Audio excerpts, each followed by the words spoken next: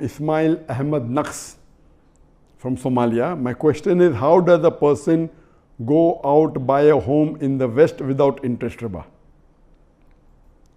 As far as if you don't have the money to buy the house completely, then but natural, you should not take loan from the conventional bank, which is riba based.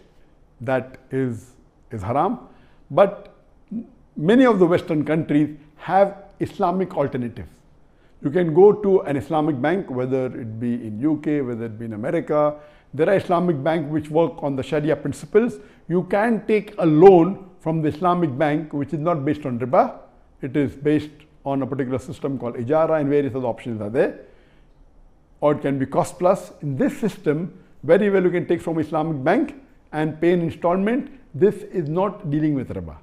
This is one of the ways that you can do, or there are many Muslim organizations which have a pool of money where they internally help members among themselves, where they give a loan to the member of the organization who pays in installments.